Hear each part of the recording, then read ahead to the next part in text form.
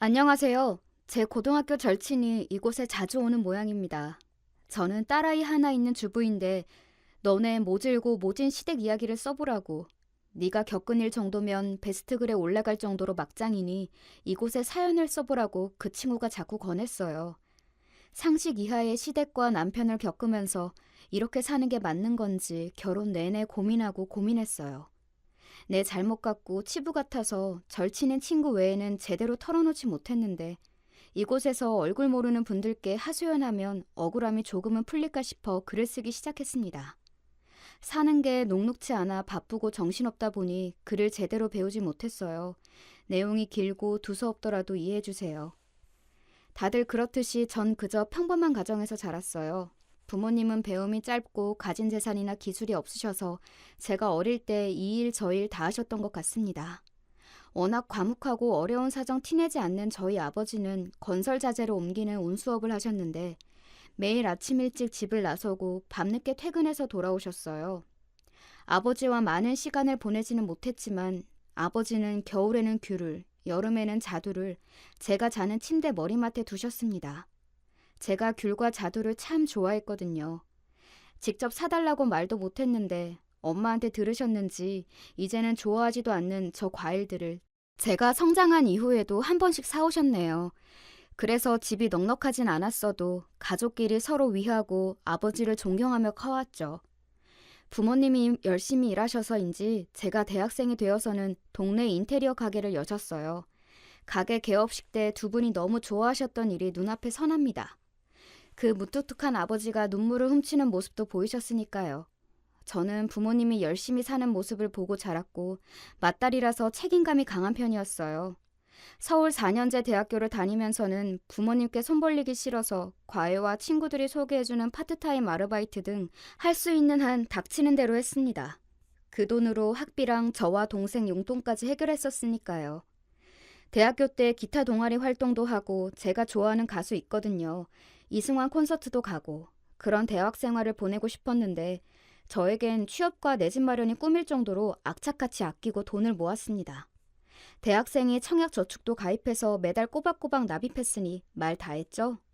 키가 168이고 체중도 50kg 초중반이라 꾸미면 최지우 닮았다는 이야기도 가끔 듣는 괜찮은 외모였어요. 남자들이 가끔 대시도 했는데 연애한 적은 한 번밖에 없어요. 솔직히 연애하려면 시간이 있어야 되잖아요. 전 학교 수업도 빼먹는 일이 거의 없지. 오후에서 저녁 때는 과외 아니면 다른 아르바이트를 하니 시간을 뺄 수가 없었어요. 그리고 웬만한 남자들은 눈에 별로 차지도 않았습니다.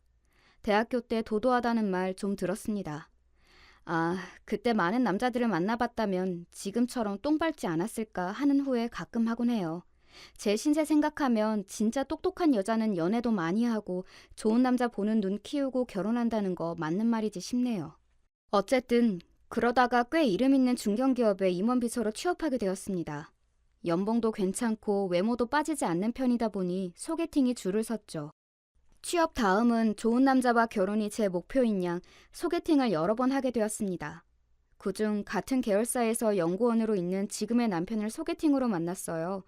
첫인상이 큰 키에 말끔한 외모에다가 제가 충청북도가 고향인데 딱 서울 오빠 같은 느낌을 풍기는 차분한 말투가 마음에 들었어요. 남편도 제가 마음에 들었는지 만난 첫날 이후로 회사 메신저로 매일 일상 얘기도 하고 하루가 멀다 하고 만났어요. 너무 보고 싶더라고요. 그렇게 1년 좀 넘게 연애를 하다가 남편이 이제 결혼을 생각할 때가 되지 않냐고 묻더군요. 저도 결혼을 하기 적당한 20대 중후반 나이이고 이 남자가 너무 좋아서 조건을 재고 어떤 경황을 따질 것 없이 이끌리듯이 결혼 준비에 돌입하게 됩니다. 네, 처음으로 지금 시부모께 인사드리게 되었어요. 지금 생각해보면 이때가 저의 첫 번째 탈출 기회였던 거예요. 아가씨 키가 크네. 얼마인가? 몸매도 야리하니 참 예쁘구먼. 말씨가 단정한 남편과는 좀 다른 가벼운 시정잡배 같은 느낌의 시부가 어색했지만 그래도 분위기를 풀려고 하시나 보다 생각하고 웃고 말았습니다. 그때 시모가 인상을 팍 찌푸리며 시부를 향해 손사래를 치고는 다급히 끼어들었어요. 아니, 듣자 하니깐 비서일 한다고요? 우리 아들은 좋은 대학교 박사까지 하고 회사 다닌 지 몇 년 안 되잖아? 좀 여러 아가씨를 만나보고 결혼하라고 했는데 공부만 해서인지 순진해 갖고는. 뉘앙스가 내가 비서라는 게 마음에 안 드신다는 건가? 자기 아들은 다른 여자 만나보라고? 당황스러워서 잠깐 할 말을 잃고 있었어요. 아니, 이상한 오해 말고 들어요. 나도 이 남자 때문에 애들 어릴 때부터 보험 설계사로 일한 커리어 우먼이야. 요즘 일하는 며느리를 잘 이해하는 시어머니, 그게 바로 나야. 결혼하고도 일은 계속 할 거죠? 전 대학교 때부터 학비도 제가 해결할 만큼 열심히 일해왔고 지금 제 일에 만족하고 있어요. 결혼했다고 일 그만둘 생각 없습니다. 그제야 만족스러운 미소를 처음 보여준 시모였습니다. 그날 시모가 목에 메었던 노란색 스카프와 유난히 빨간 립스틱 색이 기억에 선명합니다. 자신을 강조하고픈 욕망이 미치지 못하는 언밸런스한 그 차림새. 그것이 바로 시모의 정체였던 것 같아요. 이후로 시부모님과 대면할 일은 딱히 없었습니다. 이때의 만남이 조금 쌓였지만 저희 부모님과 만난 상견례 자리에서도 크게 이상 행동을 보이진 않았었으니까요. 제 생각에 상견례 때는 철저히 본인들 모습을 감추었던 것 같아요. 나중에 한 사실이지만 저와 만난 이후 제 뒷조사를 했더라고요.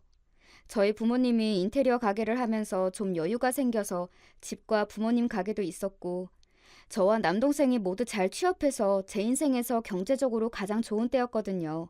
저희 집은 떳떳하니 감출 것이 없었는데 뭐 묻은 눈에는 뭐만 보인다고 자기들이 사기를 치고 뒤가 구리니깐 정작 저희 집을 의심했던 게 아닌가 싶어요.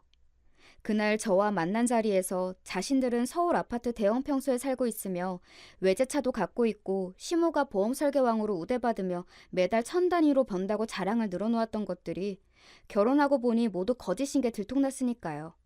아마 자기들 치부를 감추고 결혼까지 조용히 가기를 바라고 정상적인 시부모인 척 연기를 했던 겁니다. 꿈같은 신혼여행에서 돌아온 첫날 친정집에 왔을 때 저희 부모님은 맏딸 결혼 보내고 사위 대접한다고 잔치집처럼 거한 음식상에 비싼 양주까지 차려놓고 저희를 맞이해 주셨어요. 그런데 다음날 시댁에 가니 작은 연립빌라에 저희 잘 곳도 없어서 창고처럼 쓰는 짐이 가득 들어있는 방에 이부자리 하나 깔아놓고 자라고 하시는 겁니다. 솔직히 잠은 저희 신혼집에서 자고 올게요 하고 싶은 마음이 목까지 차올랐지만 꾹 참고 그날 자고 일어났죠. 다음날 아침 시모가 저를 깨우시는 겁니다. 난 혈압 때문에 아침에 집안일을 못해. 네가 일어나서 아침상을 좀 봐야겠구나. 아니, 지금까지 가족들 아침은 누가 챙겨줬단 말인지? 며느리가 온 첫날부터 아침상을 보라고? 진담이신가 싶어서 눈만 비비고 가만히 있는데 내 말 안 들려? 애가 빠릿빠릿한 줄 알았는데 너희 엄마가 요리도 안 가르쳐주고 시집 보낸 거냐? 아침부터 갑자기 왜 우리 엄마 욕을 보는 건가? 당황스러워서 일단 정신 차리고자 세수를 하러 나갔습니다. 남편이 거실 소파에 앉아 있어서 제가 눈을 흘겼습니다. 이제 일어났어? 엄마, 나 맨날 회사에서 아침 먹는데 나오는 게 식빵이나 시리얼밖에 없는 거야. 오늘은 제대로 된 한식 백반 좀 먹는 건가? 아유, 우리 귀한 아들 아침인데 엄마가 어제 장을 좀 봐놨지. 근데 너도 알다시피 이 엄마가 아침에 요리하기 힘든 몸이잖니? 우리 새아가 음식 솜씨 좀 볼까? 하는 수 없이 시어머니 지시대로 집에 있는 재료로 얼추 된장국과 2가지 반찬을 해서 아침상을 차려놓고는 시부모님과 남편 이렇게 넷이 둘러앉아 아침을 먹기 시작했습니다. 어머님, 아침상이 차리기 힘드시면 다음부터 저희가 아침에 방문하지 않을게요. 얘가 무슨 말을 하는 건지 모르겠네. 됐고, 넌 내일부터 매일 퇴근하면서 나한테 전화하렴.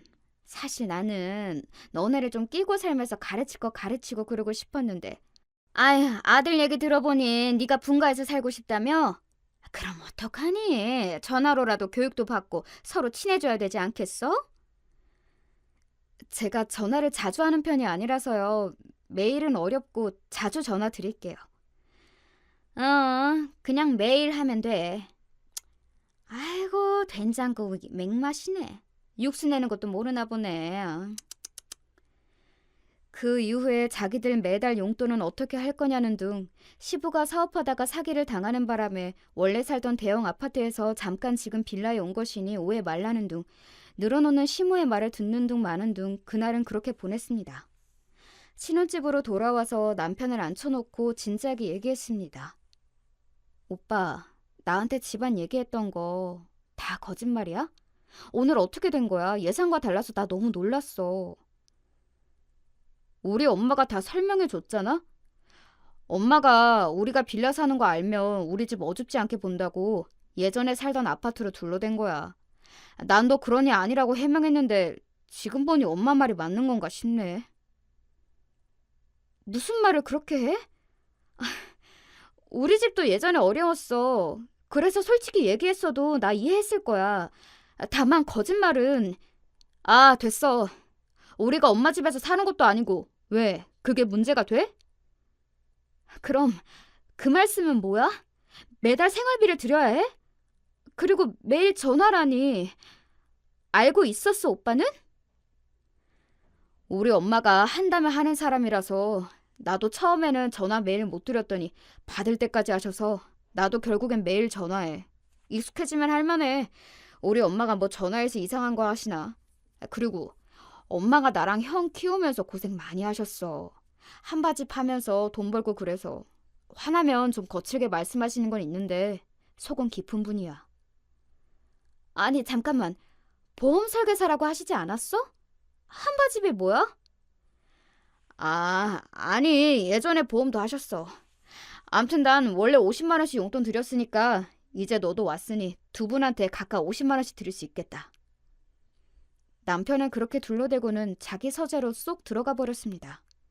한바집이 무엇인지 몰라 인터넷 검색을 해보니 공사장 인부들이 먹는 식사를 준비해주는 임시 식당 같은 것이라고 하네요.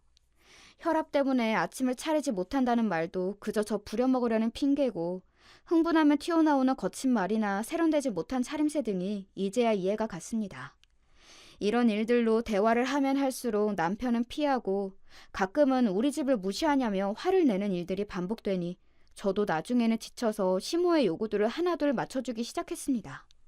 매달 생활비 50만 원씩 보내드리는 것도 만족 못하고 소고기가 먹고 싶다 연락하면 주말에 가서 사드렸고 세탁기를 바꿔야 된다며 신제품 모델까지 콕 집어서 매장 직원 전화를 바꿔줘서 어쩔 수 없이 카드 번호를 불러주었던 기억도 납니다.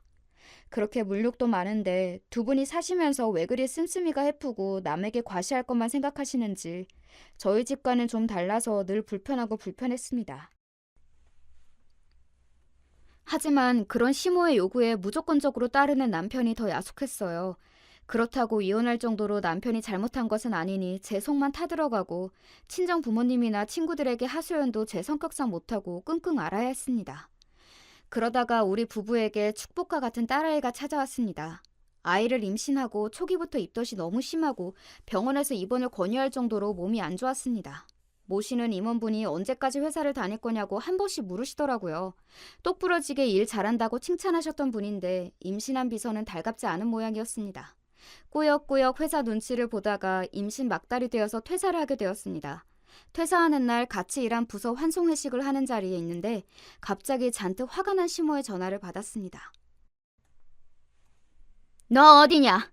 식당인 것 같은데 지금 팔자 좋게 외식이냐? 아니에요, 어머니. 회사에서 환송 회식 자리라서 시끄럽게 들리는 거예요. 무슨 일이세요? 아니, 우리 아들은 이제 앞으로 혼자 뼈 빠지게 돈 벌어야 해서 부담스럽다고 지금 술 마시고 있다는데 남편 속 썩는 줄 모르고 회식? 뭘 잘했다고 회식이야? 너 나랑 만난 자리에서 뭐라고 했냐? 애 낳고도 일 계속 하겠다며. 앞으로 우리 생활비는 어떻게 하려고? 어머님, 그 얘기는 내일 다시 전화 드릴게요. 그리고 저 일하기 싫어서 회사 나오는 거 아니에요. 회사에서 그만두라고. 여보세요? 여보세요? 시모는 그렇게 자기 할 말만 늘어놓고는 전화를 끊어버렸습니다. 저도 몇 년간 일했던 회사를 임신해서 그만두는 것이 불안하고 걱정스러운데 위로는커녕 이렇게 자기 화만 내는 시모를 보니 억울했습니다. 임신하고 불편한 몸으로 열심히 회사 다녀서 애썼다. 한마디 해주면 안 되나요? 자기들 주는 용돈이 끊기는 것에 분노해서 임신한 며느리가 회식하는 자리에 막말하는 시모보다 자기 혼자 돈 버는 게 부담스럽다고 취해서 자기 엄마한테 한탄하는 남편이 더 미웠습니다. 딸아이를 출산하고도 시모는 하루가 멀다 하고 전화해서 태어난 아이를 궁금해하기보다는 언제 다시 회사를 나갈 건지 물어보는 일이 허다했습니다. 일한다고 갓 태어난 아이를 맡길 곳이 없으니 시모에게 맡아주실 거냐고 물어보니 내가 알아봤는데 말이지. 요즘 애기 봐주면 일당을 10만 원은 받는다더라. 아니, 중국 조선족이 그렇고 나처럼 젊은 한국 아줌마는 보너스도 줘야 한대. 너 그렇게 줄 거니? 어느 날 친정엄마가 갑자기 집에 찾아오셨습니다. 출산 후 몸조리 잘하고 있는지도 궁금하고 딸아이 입힐 옷이며 먹을 것을 손에 가득 들고 말이죠. 저는 처음에는 엄마가 딸이 보고 싶어 오셨구나 싶어서 같이 음식을 먹으며 행복해하고 있었는데 친정엄마가 조심스럽게 입을 여셨습니다.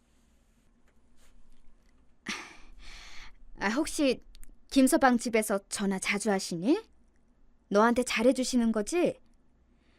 기분이 쎄해서 엄마에게 물어봤습니다. 무슨 일 있으셨냐고. 아니, 얼마 전에 너희 시어머니가 전화를 해서는 이런저런 얘기를 하시더구나.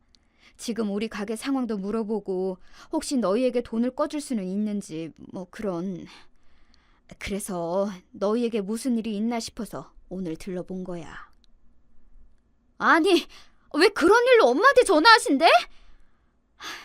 아니야, 엄마. 우리 강서방 월급으로도 충분히 잘 살고 있어. 설마 본인들 용돈 못 줄까봐 우리 집에서 돈 꾸라고 하는 거라고? 전 너무 화가 났고 엄마를 돌려보낸 뒤 시모에게 전화를 했습니다. 어머니, 매달 드리던 용돈 끊길까봐 걱정되시는 거면 우리 애기 어린이집 갈 때부터 제가 일할 거예요. 그러니까 저희 집에 전화 다시는 하지 마세요. 뭐라고 하는 시모의 말은 듣지 않고 전화를 끊어버렸습니다. 그날 얼마나 서럽게 울었는지 모릅니다.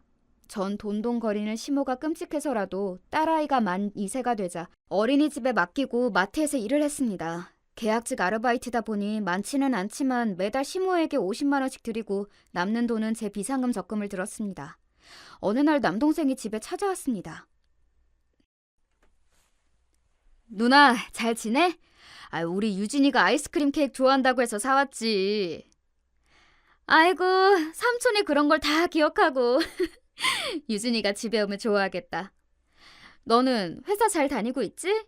결혼은 언제 할 거야? 매형 아버님 말이야. 혹시 이분 맞아?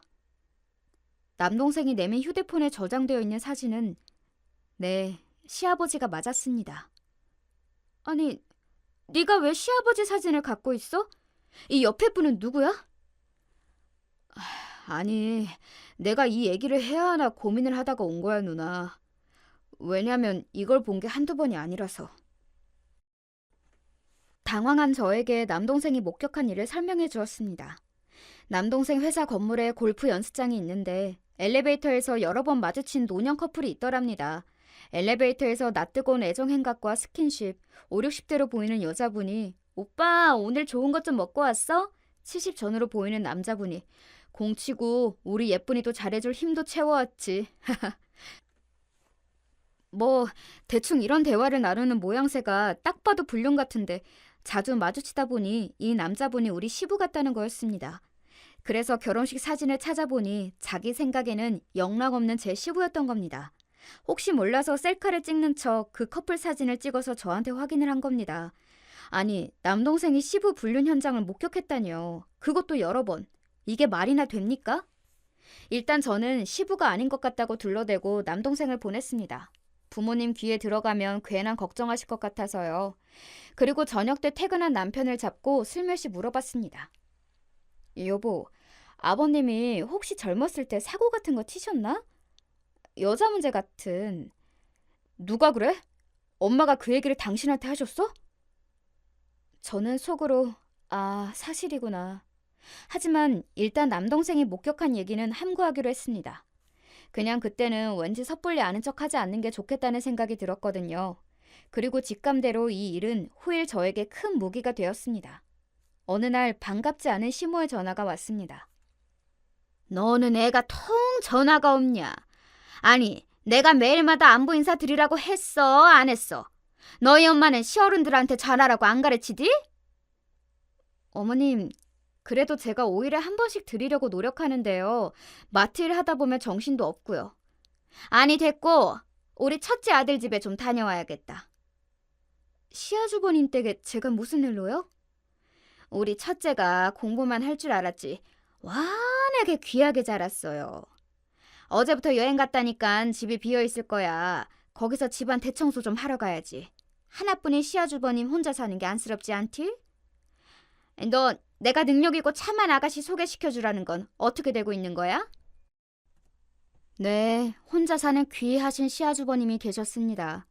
좋은 학벌 어디다 둔 건지 변변한 직장 한번 갖지 못하고 집에서 주식한다며 백수나 다름없이 지낸다죠. 그런 사람을 어느 귀한 집 딸에게 소개를 시켜줄 수 있겠는지 시모에게 되묻고 싶었습니다. 그런데 그분 집을 왜 며느리인 저까지 청소해주러 가야 하는 건지 어이가 없어서 돌려서 거절하고 싶었습니다. 어머님, 우리 유진이가 어린이집 다녀올 시간 다 돼서 전 오늘 못 갈 것 같은데요. 그럼 내일 아침 일찍부터 시작하자. 우리 집에 9시 반까지 데리러 와라. 고무장갑이랑 청소용품 챙겨오는 거 잊지 말고. 아니, 너는 내가 사람돌이를 이렇게 하나하나 일러줘야만 하는 거니? 네가 알아서 혼자 못하고? 그때 제가 우리 딸 낳고 병원에 있을 때 시부모가 찾아와 했던 말이 떠올랐습니다. 이 사람이 난산이라 지금 몸 상태가 좀 안 좋아요. 병원 나가면 아기도 돌봐줄 분이 필요한데 엄마 좀 와서 봐주면 안 돼요? 잘 들어. 너도 며느리도 다 큰 성인이야. 니들 앞가림은 알아서 해야지. 나 때는 너네보다 훨씬 어린 나이부터 애 낳고 일하고 다 알아서 했지. 어디 시부모님한테 도와달라고 입을 때? 예. 원래 애 낳고 한동안은 몸이 말 안 듣고 아픈 것 같은 거야. 시간 지나면 다 괜찮아진다니까. 1초도 안 쉬고 매몰차게 너희는 다 컸으니 알아서 하라고 했던 매정한 얼굴이 떠올랐습니다.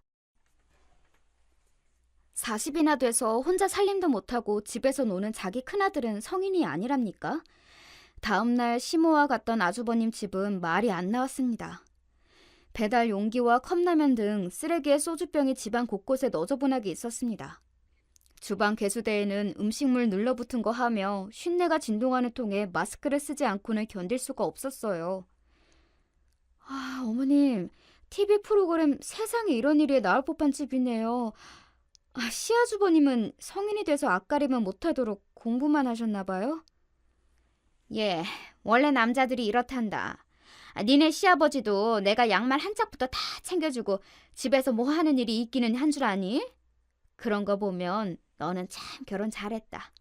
너희 남편이 밖으로 나돌기를 하니 생활비를 안 주니 집안일도 도와줄 거 아니야. 어머님, 그이 집안일 하나도 안 도와주는데요? 평일엔 술 먹고 늦게 들어오는 날도 많고 주말엔 골프 친다고 나가서 애기하고 놀아주는 법이 없어요. 너 바깥일 하는 사람이 술 먹고 다닌다고 그거 노는 거로 착각하면 안 된다. 저도 직장 생활 했어요, 어머님. 그리고 생활비에 대출비에 빠듯한데 그 비싼 골프장이 웬 말이에요. 그때 시모가 눈을 반짝이며 물었습니다. 아니 그래, 너 청약받은 아파트 그건 입주가 언제니? 지금 시세가 얼마야? 그 동네면 그래도 한 10억 넘지 않겠니? 아휴, 부자 다 됐네. 거기 들어가고 너도 일하고 하면 우리 집 인테리어 좀 바꿔야겠다. 너도 알다시피 집이 오래돼서 손볼 데가 많아. 하긴 우리 아들이 자기들만 쏙 새집 가고 우리는 그런 집에 살도록 두지는 않겠지만 말이다. 시모는 이미 당장에 자신들이 새 집에 이사가는 양 꿈에 부풀어서 혼자 웃고 난리도 아니었습니다. 저는 화가 났습니다. 시모가 얘기한 그 아파트는 제가 대학교 때부터 꼬박꼬박 적금 들었던 청약 통장으로 결혼 전에 당첨돼서 얻게 된 집이었습니다. 돈 밝히는 시모가 이 사실을 알면 가만히 있지 않을 것 같아서 남편에게 청약 당첨됐을 때부터 이 집은 내가 결혼 전부터 내가 준비해온 집이고 하니 입주할 때까지는 시부모에게도 비밀로 하자고 신신당부했거든요. 심지어 계약금도 부족해서 친정 부모님께서 도와주셨단 말이죠. 결혼해서 사는 동안 변변찮은 도움이나 물질적인 지원을 거의 해준 적 없이 받기만 하는 분이 우리 아파트를 알게 되고 벌써 시세 조사까지 했다니 소름이 끼쳤습니다. 게다가 왜 시부모 집을 인테리어까지 해줘야 한다는 건지 김칫국도 이런 김칫국이 없지 않겠어요? 여보, 오늘 시아주버님 집에 어머님하고 가서 청소를 하는데 이게 사람 집이 아니더라고. 알고 있었어? 아, 고생했네. 우리 형 어릴 때부터 맨날 어지르고 정리를 못해. 엄마가 다 치워주고 소리 지르고 혼내는 게 일상이었거든. 아, 그건 그렇고 우리 청양 아파트 어머님이 알고 계시던데 당신이 말한 거야? 우리 비밀로 하자고 내가 귀에 몫이 박히게 얘기했잖아. 내가 얘기한 건 아니고 내 월급 통장에서 중도금 대출이자 나가는 거 보더니 물어보셔서 하는 수 없이 털어놨지. 그리고 뭐 이게 비밀로 할 일인가. 어? 잠깐, 월급 통장? 저도 본 적 없는 남편 월급 통장을 시모가 어떻게 하는 걸까요? 그러고 보니 나 결혼하고 당신 월급 통장 본 적 없는데 어머님이 그걸 어떻게 알아? 아, 몰랐구나. 결혼 전부터 엄마가 관리해왔어. 내가 혼자 돈을 못 모을 테니 엄마가 보험일도 하셨고 해서 재무설계 뭐 그런 거지. 결혼하고는 매달은 아닌데 한 번씩 갖고 오라고 해서 우리가 잘 사는지 점검차? 남편은 결혼한 이후에도 프라이버시가 중요하다며 월급 통장을 제게 보여주거나 맡긴 적 없이 생활비를 주는 식으로 지내왔거든요. 그런데 한 번씩 시모가 우리가 보너스 들어온 달이면 가전제품 바꿔달라, 여행 보내달라 연락이 왔습니다. 귀신같이 어떻게 알고 있나 했습니다. 이제야 그 모든 상황이 이해가 됐습니다. 우리의 생활 어디까지 시모가 파악하고 남편을 이용해서 돈을 빼내는 걸까요? 그보다 저와 친정 부모님이 도와주신 집까지 노린다고 생각하니 오싹해졌습니다. 괜히 남편과 시모가 작당해서 몰래 팔아버리지는 않을지 생각하니 겁이 덜컥 났습니다. 그래서 아파트에 입주할 때 오롯이 제 명의로 등기를 했습니다. 남편은 이를 반대하며 아주 못마땅해 했지만 청약 통장이 내 명의고 해서 이렇게 해야 법적으로 문제없다고 우겨서 겨우 했죠. 아무리 생각해도 정말 잘한 일이지 싶습니다. 애기 키우랴 일하랴 힘들지? 내가 너 몸 상할까봐 이렇게 매운탕도 준비했지 뭐니? 어서 먹어. 전 사실 매운탕을 좋아하지도 않거든요. 매운탕 좋아하는 남편은 입이 찢어져라 웃으며 신나게 먹기 시작합니다. 근데 너네 동네 마트 일 하는 거 둘째네 회사 사람들은 모르겠지? 아니, 박사까지 한 분 사모님이 마트 일 하는 거 알면 우리의 회사에서 어떻게 얼굴 들고 다녀? 어머님 잊으셨어요? 그 회사 제 전 직장이기도 해요. 친했던 분들 몇몇은 알고 있지만 소문까지야 퍼지겠어요? 그리고 마트에서 정당하게 일하고 돈 버는 게 그리 숨길 일인가요? 물정 모르는 소리 하네. 마트에서 일하는 게 무슨 좋은 일이야? 아, 그럼 마트 일 그만두고 어머님 드리는 용돈도 못 드릴 텐데. 그렇게 고상하게 있는 게 낫네요. 대화가 불리해지니 시모는 못 들었다는 듯이 시부의 목이며 어깨며 다리며 연신 주물러대고 시부는 끙끙 앓는 소리를 내기 시작했습니다. 아니, 나 관절 괜찮대도 주무를 것 없이 나 골프나 가게 해줘. 그 골프 같은 소리는. 내 귀에 이상한 소문 또 들어오면 아무데도 못 간다 했지? 아휴, 너네 아버지가 요즘 온 관절이 다 쑤신다고 하네. 이를 어쩌면 좋으냐? 병원 가보셨어요? 으이구, 니들이 우리 나이 돼봐라. 병원에서는 못 잡는 온갖 골병이 다 들어요. 내 친구네 보니까 한 번에 10만 원 하는 솜씨 좋은 한의사 침 맞고 좋아졌다고 하더만. 그게 얼마야? 그럴 것 없이 그냥 안마의자로 매일 집에서 하면 훨씬 싸게 먹힐 것 같구만. 아, 매운탕 먹었다가 안마의자 사게 생겼지 뭐예요? 어머님, 저희 지금 대출금 갚기도 빠듯하고 유진이 교육비도 앞으로 나갈 예정이라 몇백만 원짜리를 해드릴 여유가... 내가 또 누구냐? 난 너네 사정 모르는 거 아니다. 누가 몇백을 달래니? 너 월급에서 매달 5만 원씩 5년만 내면 된다더라. 렌탈이라고 홈쇼핑에서 꼴랑 한 달에 5만 원. 얼마나 부담 없냐? 어머님, 매달 5만 원씩 12개월 5년이면 300만 원인데 할부는 돈 아닌가요? 당신 지금 우리 엄마한테 큰 소리 치는 거야? 당신이 돈 얼마나 번다고 우리 부모님한테 유세 떠는 거야? 엄마, 내가 해줄게. 한 달에 5만 원 갖고. 아이고, 우리 아들 최고네. 며느리라고 하나 있는 게 저 버르장머리를. 아유. 남편과 시부는 저를 버러지같이 한심하게 보고 시모는 남편과 아들이 편을 들어주니 새초롬하게 상처 입은 표정을 짓습니다. 하지만 이내 자기 뜻대로 되었다는 승리감에 슬며시 웃음 짓고 있었습니다. 저는 눈물이 차올라서 밥을 먹다 말고 시댁에서 나와버렸습니다. 뒤에서 뭐라고 저를 씹고 뜯고 맞벌지 눈에 훤했지만 이렇게 계속 사는 게 맞는 건지 내 인생이 이 정도인 건가 마음이 어지러웠죠. 서러운 마음에 친정엄마에게 전화를 드렸지만 왜인지 잘 받지 않으시더라고요.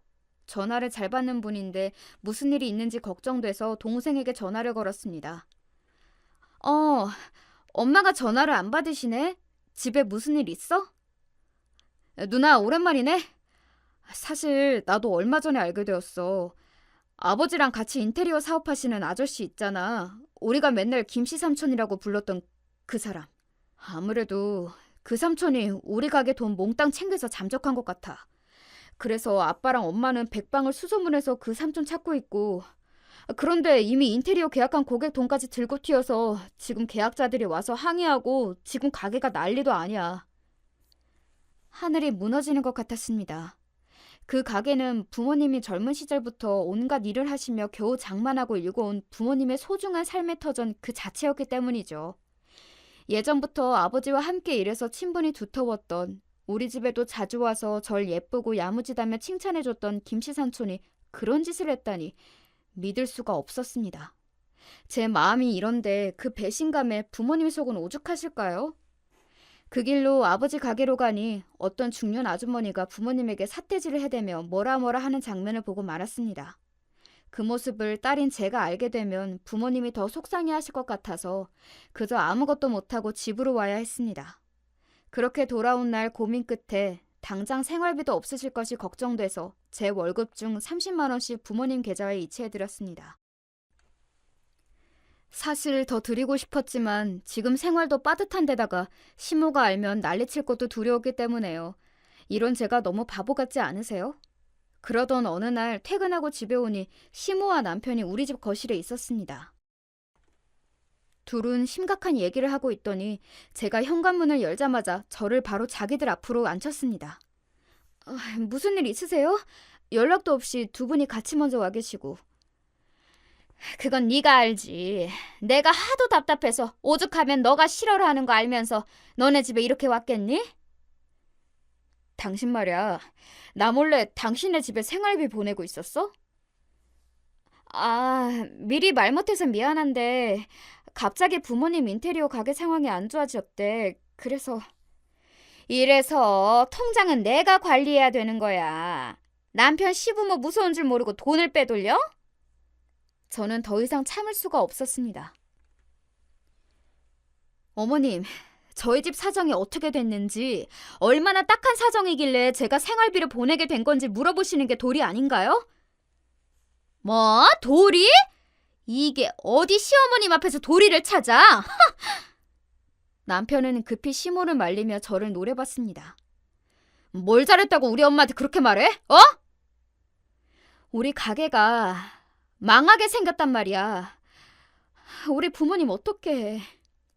그 가게가 어떤 곳인지 당신도 알잖아. 동업자가 돈을 들고 튀었다는데 당장 생활비는 어떻게 하시냐고.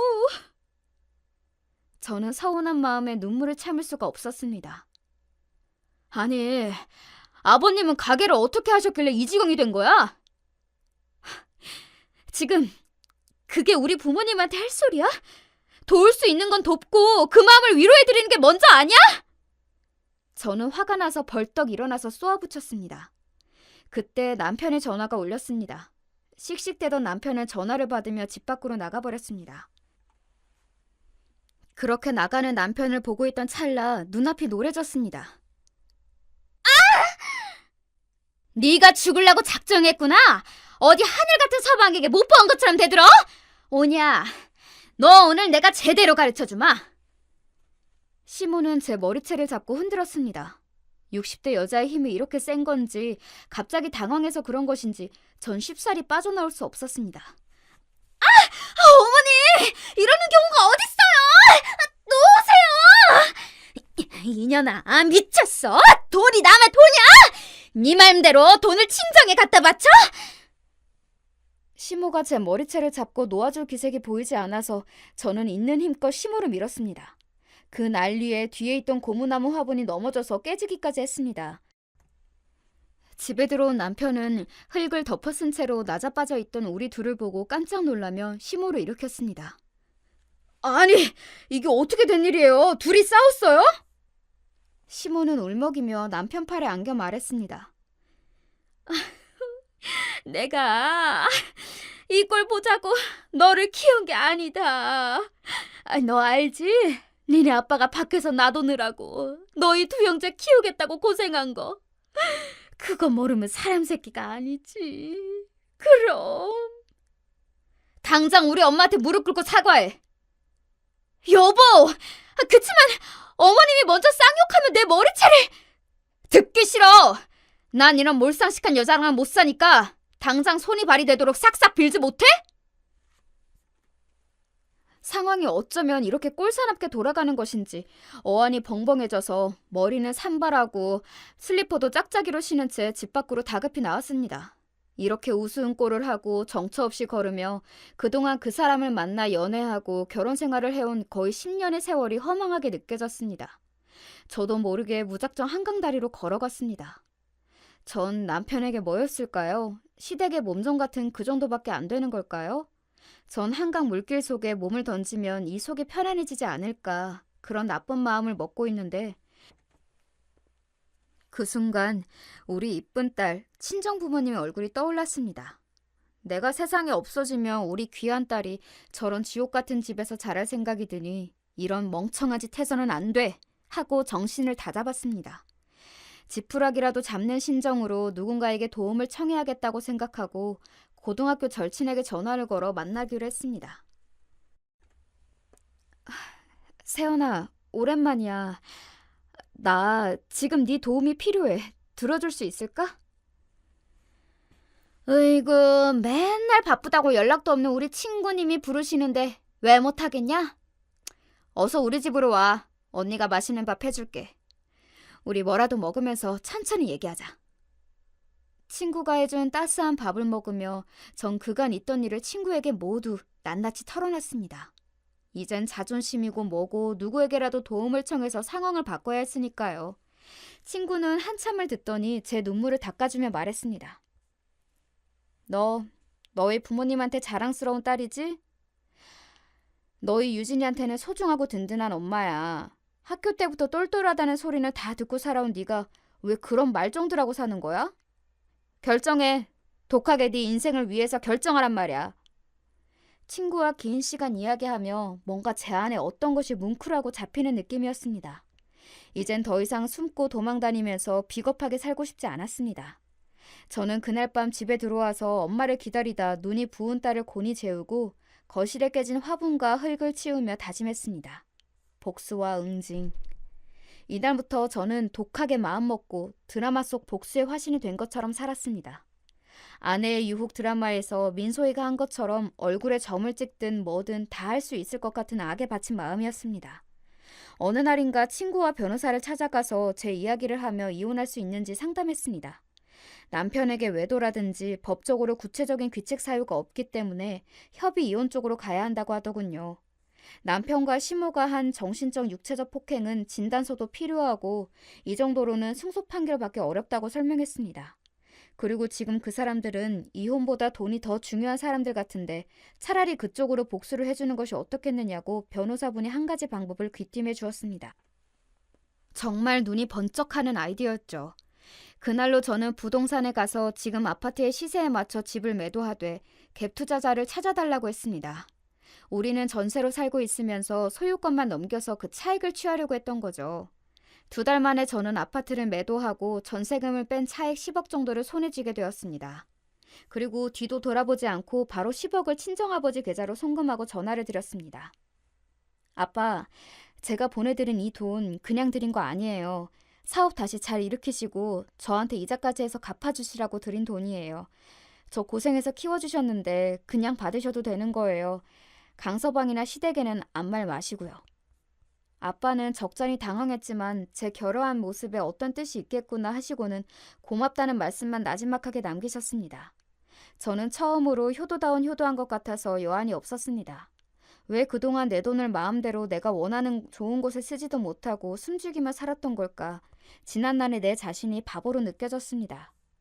부동산을 처분하는 와중에 남편이 집에서 가사일 또는 딸아이와 시간을 보낸 날을 일기와 가계부를 찾아가며 표시했습니다. 그리고 남편이 준 생활비와 대출금을 납입했던 내역을 찾아서 정리해 놓았습니다. 물론 시댁에 갖다 바친 각종 생활비와 물품비도 빠짐없이 정리했습니다. 이 모든 일들을 엑셀과 워드로 세세히 기록했습니다. 그 정리한 것들을 일목요연하게 적고 보니 내 남편이라는 사람이 정확하게 보이더군요. 그 사람 월급이 정확히 얼마인지도 모르나 생활비는 빠듯했으며 가족과 보낸 시간은 일주일에 하루가 있을까 말까 했습니다. 그리고 그렇게 돈돈거리던 시댁은 돈 먹는 하마답게 참 많은 돈을 들였더라고요. 도리어 친정에게는 계약금부터 아이 용돈까지 참 많은 지원을 받았었습니다. 그러다 처음으로 드린 30만 원에 전 시모에게 머리채를 잡혔던 것이지요. 강신의 사람들에게 치가 떨렸습니다. 남편 몰래 처음 아파트 팔고 일을 진행하는 동안 가슴이 떨리고 너무 미안했는데 그 마음이 싹 사라졌습니다. 하지만 저는 이 모종의 큰일을 저지르면서도 저는 남편과 시모에게는 평상시와 똑같이 아무 일도 없던 듯이 대했습니다. 그랬기 때문에 집이 매도된 날이 지나서도 저들은 이 사실을 까맣게 모르고 살고 있던 것입니다. 드디어 이 일을 알게 된 시모에게 전화가 왔습니다. 너 아파트 판 돈 어쨌어? 내가 1억 년을 집에 들였던 거였어. 내가 당장 여기로 와! 저는 정리해놓은 서류와 이혼 서류를 들고 정장을 입고 최대한 침착하게 시댁문을 열었습니다. 물론 제 남동생도 대동했습니다. 또 머리채 잡히면 어째요? 아니, 자기 동생까지 데리고 여길 와? 뭘 잘했다고? 옷은 또 그게 뭐야? 남편은 회사에 지각, 결석 절대 안 하는 사람인데 얼마나 다급했으면 회사에 있을 시간에 시댁에서 이렇게 저를 맞이할까요? 시부모님, 남편 모두 한자리에 있으니 잘 됐네요. 일일이 찾아뵙지 않고 이 자리에서 한 번만 얘기 드리면 되니까. 이 서류는 현재 아파트에 등기가 넘어갔다는 걸 보여주는 등기부 등본입니다. 이 서류는 남편 강도빈 씨가 가사일을 얼마나 했는지 보여주는 것, 그리고 그 사람 월급에서 아파트 대출금을 얼마나 갚았는지 보여주는 것입니다. 마지막으로 이건 이혼 서류입니다. 아니, 제정신이야? 지멋대로 아파트 팔아놓고 비로도 시원치 않을 판에. 남편이 저를 죽일 듯이 달려들자 남동생은 남편의 팔을 잡아챘습니다. 매영, 아니 이제 매영도 아니지. 끝까지 말 들어요. 우리 누나 손대면 내가 가만 안 둡니다. 건장하지만 말 잘 듣던 동생이 무섭게 나오니 남편은 지레 겁을 먹고 자리에 앉습니다. 이 아파트는 결혼 전부터 제가 마련한 집이고 여기에 기여한 남편의 몫은 여기 1억도 채 안 되는 대출금입니다. 그래서 제가 돌려드릴 돈은 이거고 아파트의 소유권은 제 것이고 제가 정당하게 팔아서 좋은 투자처에 맡겼으니 안심하셔도 됩니다. 네가 입이 있다고 다 아는 모양인데 그게 왜 네 것이야? 왜? 악다구니 쓰셔도 소용없어요. 변호사와 이미 얘기가 됐으니까요. 깔끔하게 이혼을 한다면 지금 집은 제 명의인 전셋집이니까 당신은 짐 싸들고 나가고 내가 당신 계좌로 몇 천만 원 보내줄게요. 무슨 소리야? 그 아파트가 10억이 넘어요. 근데 왜 몇 천만 먹고 떨어지라는 거니? 여기 서류 보시면 이 사람이 매달 납부한 대출금이 있고 또 여기 시댁에 드린 생활비며 각종 비용이 적혀 있죠. 그걸 빼고 남은 돈이 몇 천만 원이에요. 도리어 저희 친정부모님은 계약금부터 이만큼 저희한테 주셨는데 그건 아시죠? 아니 뭐 이런 날강도 같은 것을 보았나? 너희 집에서는 일을 가르치더냐? 그때 제 동생이 시부 앞으로 와서 인화된 몇 장의 사진을 시모와 시부 눈앞에 보여줍니다. 시부와 시모는 이상하게 갑자기 무슨 사진이라는 듯 당황해하며 사진을 보다가 이내 얼굴이 울그락푸르락해졌습니다. 사돈 어르신 저 아시죠? 우리 골프 연습장 다니실 때 엘리베이터에서 자주 뵀었잖아요. 시부는 동생 얼굴을 살펴보더니 당황해서 얼굴에 경련이 일었습니다. 매영, 작년부터 저희 회사 건물에 골프 연습장에 다니시는 매영 아버님을 여러 번 봤었죠. 근데 사돈 어르신과 애인이신지 50대 여자분이 아주 자주 드나드셨어요. 저는 설마 했는데 결혼식 사진 보니 사돈 어르신이 맞는 거예요. 그 두 분이 다니시면서 어찌나 애정행각을 벌이시는지 청춘이시더라고요. 그런데 말이죠. 이 사진은 세 발의 피입니다. 제 직장 사람들은 다 알 정도로 소문난 인기 커플이셔서 불륜 목격자는 차고 넘친단 말이죠. 아니, 이 인간이 아직도 저러고 다니고 있었어? 아우, 내가 못 산다. 며느리랑 그 동생한테까지 들키고 쪽팔려서 어떻게 살아? 아직도 저거를 못 버리고. 아니, 아버지, 아직도 왜 그러고 다니시는 거예요? 너네 남매 지금 이게 뭐 하자는 거야? 협박하는 거야? 아니, 증거. 이혼하게 되면 우리 딸 양육은 내가 해야 한다는 증거야. 이렇게 부도덕한 집에서 우리 딸 키울 수 없다는 증거니까 우리 딸 양육권 갖겠다고. 지저분한 싸움 걸기만 해. 당신은 우리 유진이 생물학적 아빠이기만 했지 제대로 놀아주고 돌봐준 적도 별로 없잖아. 이혼할 때 돼서 구질구질하게 아빠 행세하려고 하면 나 안 참아. 단호하게 말하는 저를 보고 얼굴이 새파래져서 덜덜 떨기만 하는 시모와 지금까지 만만히 보던 집사람이 믿겨지지 않는다는 듯이 눈이 동그래져서 한숨만 쉬는 남편을 보고 있노라니 그간의 체중이 모두 씻겨 내려가는 듯 했습니다. 시부는 쥐새끼 마냥 언제 나가셨는지 이미 집 밖으로 내뺀 뒤였고요. 이제 당신이 선택할 건 둘 중 하나야. 가족에게 충실한 유진 아빠, 내 남편으로 살 거면 시부모님과 연을 끊어.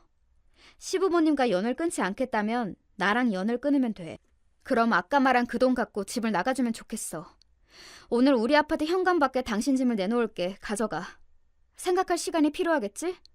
여기서 지내든 어디서 지내든 마음대로 하고 제대로 된 선택을 하면 그때 아파트 문을 열어줄 거야.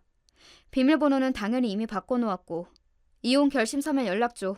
이혼 서류 바로 제출할 테니까. 저를 향하는 여러 욕이 난무하는 시모와 남편을 뒤로하고 남동생과 지긋지긋한 시댁 문턱을 나섰습니다. 저 사실 이날을 위해 몇 날 며칠을 대본을 쓰고 외우고 연기 연습했는지 몰라요. 그런데도 시댁을 나서자마자 다리가 후들거리고 심장이 떨려서 자리에 주저앉을 것만 같았습니다. 남동생이 든든히 제 옆을 지켜주고 있어서 정말 다행이었어요. 누나 정말 잘했어. 누나 다시 받고 그동안 진짜 고생 많았다. 동생은 자신도 울면서도 떨고 있는 저의 어깨를 조용히 안아주었습니다. 그리고 저는 사랑하는 딸이 있는 내 집으로 향했습니다. 제가 쓴 이야기는 여기까지입니다. 길고 우여곡절 많았던 이야기 읽어주셔서 감사합니다. 자, 구독자 여러분, 과연 제 남편은 어떤 선택을 했고 저는 어떻게 살고 있을까요? 마음껏 상상해보세요. 궁금하시다면 댓글을 남겨주시고요. 언젠가 그 뒷이야기를 쓰러 다시 오겠습니다.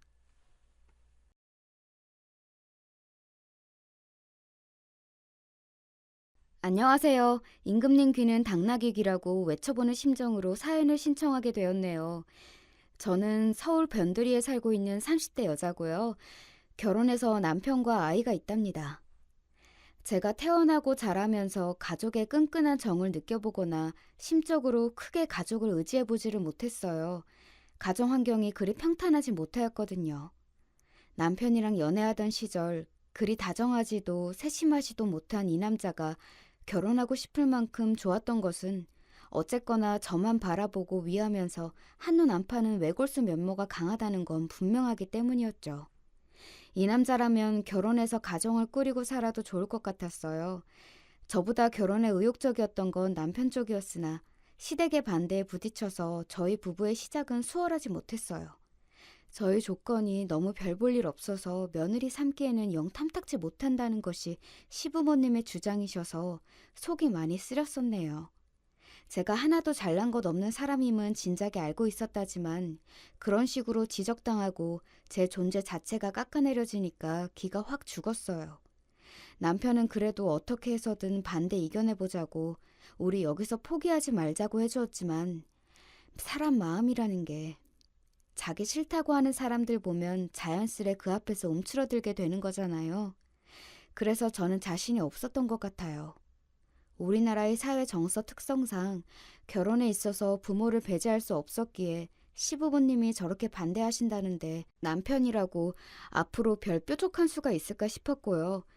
상황이 그렇다 보니 저는 물론이고 남편도 점차 흔들려서 정말 이대로 헤어질까 생각마저 했었네요. 그랬을 때 제가 놀라운 변수 한 가지를 접하게 되었어요. 맹세코 의도한 적은 없었건만 제가 임신 상태였던 거예요. 남편이랑 저랑 둘 다 그때 놀라서 난리 불루스를 쳤었고요. 사정이 그렇게 되자 상황도 급변하게 되었답니다. 기함을 하셨던 시부모님께서는 이내 저희 두 사람의 결혼을 허락해 주셨어요. 가장 먼저 시아버지의 수긍이 있었죠. 그래, 이왕 이렇게 된 것, 내가 솔직히 표현을 해보자면 영 아쉬운 결혼이긴 한데 사내라면 어떤 환경이든 자기 처자식 책임을 질 수 있어야 하는 법이지.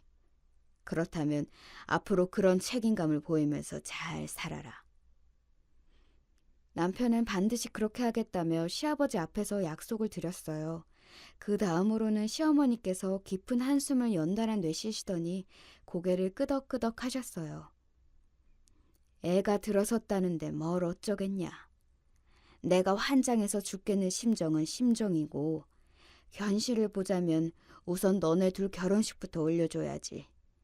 지난달에 이웃 동네 언니가 자기 딸이 결혼 앞두고 임신부터 했다면서 최고의 혼수는 임신이라고 떠드는 그 호들갑 듣고 내가 저런 주책바가지 부끄러운 줄을 알아야지 생각했었는데 아이 설마 하니 우리 하나뿐인 아들이 이런 소식을 가져올 줄이야. 내가 한치 앞을 몰랐구나. 아이고. 기가 막혀 하시면서도 빠른 결혼 진행에 이견을 내비치지 않으셨던 시어머니로 인해 저와 남편은 금세 부부가 될 수 있었습니다만 이것을 몹시도 아니 곱게 보는 단 하나의 존재가 남아 있었어요. 엄마, 어떻게 그러실 수가 있어? 아버지는 몰라도 엄마는 끝까지 나랑 같은 편일 줄 알았는데 진짜 실망이야. 아휴, 뱃속에 애를 가졌다는데 그럼 내가 여기서 뭘 더 어떻게 해? 아, 엄마, 그러면 그 애가 진짜 우리 집안 핏줄이 맞긴 하냐? 이렇게 시시비비를 가리는 것부터 해야지. 덜컥 그렇게 허락을 해줘? 결사 반대할 때는 언제고. 이러면 우리 집안이 너무 우스워 보이잖아. 아무튼 다들 짜증나. 그 사람은 바로 제 시누이 되는 이였어요. 남편보다 5살 많은 누나였는데 연애하는 동안 제가 시누이에 대해서 얘기를 잘 들어본 적은 없었네요. 시누이가 결혼할 때는 남편이랑 저랑 연애 초기였기 때문에 제가 언감생심 결혼식에 참여한다거나 그런 건 상상도 못 해봤었고요. 그래서 결혼 허락을 받으려고 시댁 문턱을 넘을 때가 되어서야 제가 시누이를 처음 실제로 만나본 거였죠. 그러니까 당연히 서로 잘 모르는 초면인 사이였는데 시누이는 아예 초장부터 저를 대놓고 싫어했어요. 저의 임신으로 갑자기 결혼이 진행되자 그야말로 입에 거품 물면서 발작을 해댔고요. 잠깐 거실에 둘만 남았을 때 저를 향해서 작정하고 임신한 가증스럽고 계산적인 무서운 여자라며 중얼거리는 걸 듣고 심장이 철렁 내려앉았었네요. 남편과 둘이 남매가 절친한 것도 아닌데 제 결혼을 그렇게까지 반대하고 아니꺼워하니까 저도 난감했었죠. 딱 봐도 성질머리가 보통 수준이 아니었고 시부모님 두 분마저 신우에게는 큰 소리 못 치시길래 제가 알아서 숙이기로 하였어요. 참고로 신우이는 이미 그때 결혼 3년 차였답니다. 신우의 남편인 제 시매부에게는 원래 결혼을 약속했던 인연이 따로 있었대요. 결혼 약속해놓고 상견례 마치고 이제 식장 알아보며 돌아다니고 있던 시기에 그 여자가 결혼 전 마지막 자유를 누리겠다면서 자기 첫사랑 남자와 만나 놀아났던 거예요. 그걸 알게 된 시매부가 파혼했고 배신의 상처를 안고 살다가 신우이를 만나서 결혼한 거였죠.